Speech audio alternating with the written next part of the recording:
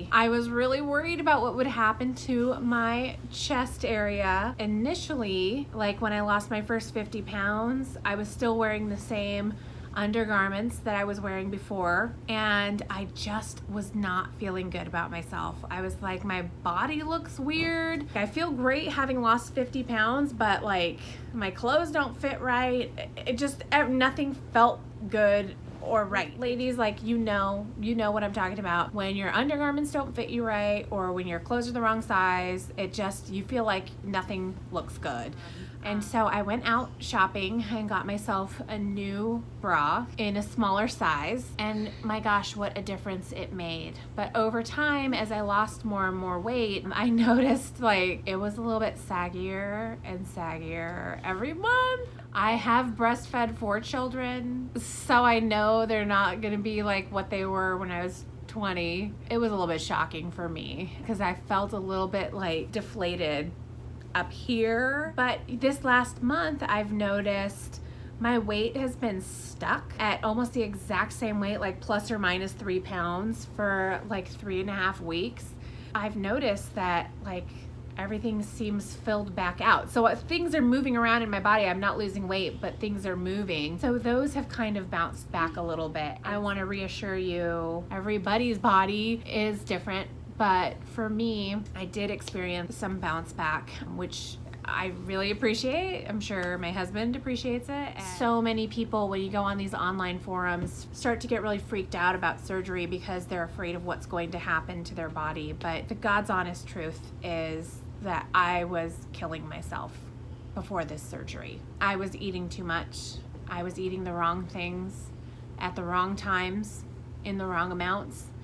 And I was slowly killing myself. Part of that was, I don't want to say intentional, but it wasn't unintentional. I was physically punishing myself. I started to learn to love myself again before I had the surgery. And that has been so critical to me, and that was so important to me, was while I was taking these health classes, if I couldn't love myself before the surgery, I don't know if I would have gone through with it, because I needed to know that I loved who I am as a person. I needed to love my character and appreciate the person that I have grown to become through all of my life experiences and the choices that I make on a regular basis. So it was really critical to me to learn to love myself openly before I allowed myself to love myself physically, because I knew I was going to go through a big change. That was a challenge for me, and I stopped saying really bad things about myself. That took months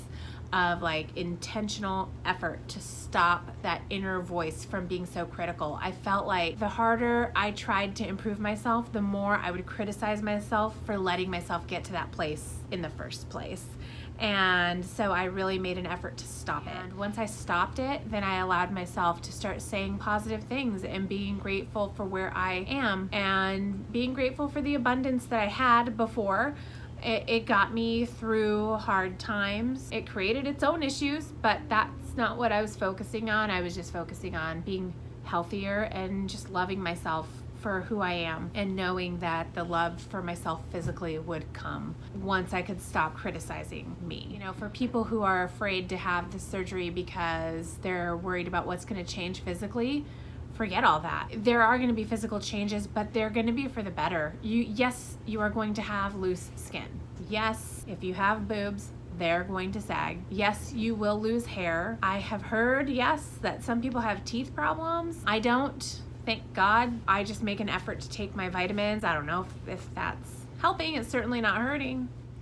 But those things are all going to happen. You're going to have image problems. I look in the mirror and I still see myself at my original weight. There's days where I don't notice the change, and then like I'm walking down the hallway at work and I see a photo of myself from a few months ago and I don't even recognize the person that I was.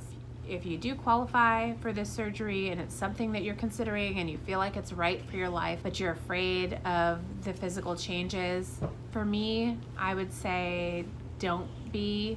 The horror stories that you hear, there are risks to everything. So you have to make that decision for yourself. Make a decision out of love and not out of fear. Because when you choose to make a decision out of love, you know that you're making the right choice. So with all of that said, I had surgery in November. So I think I've had the surgery for 9 months. Already, I'm down 90 pounds. I'm 5'8". I feel amazing. I can move easier. I can breathe easier. I feel so much better about myself overall. I'm kinder, less moody person, although I would argue that I've always been kind. Moody, you know, it's part of life, I guess, but I'm just less moody. So I don't regret this decision, but it's not going to solve everything for you. You will lose the weight, or at least most of it, depending on how hard you try and make good choices of what you're actually putting into your body. But you have to exercise. You have to learn better so you can do better. This surgery is going to reset your body and let you lose the excess weight. During that time and before that, you need to learn better so that when you can eat again a couple weeks after your surgery, you're not going back to the bad habits. And in my case, I learned, I had the surgery, and now I'm putting it into practice. You know, for me, I feel very successful in my weight loss so far. I still have like 35 more pounds that I would like to lose to meet my ideal weight for my height and age range. I'll get there, but I'm gonna get there making the right decisions, exercising, and putting myself first and not my food first or my emotions first. I can't do that anymore. It served me well because I like the person who I am today, but I cannot continue to live that way, and that's all I can say. And so if you have any questions, put them in the comments below. Like the video, subscribe to the channel. If you do have questions and you put them in the comments below, I will do what I can to answer them, or maybe make another video about whatever your questions are. So with all of that said, thank you for hearing me and for sitting with me. I'm going to finish my coffee and enjoy the rest of my evening with my kids.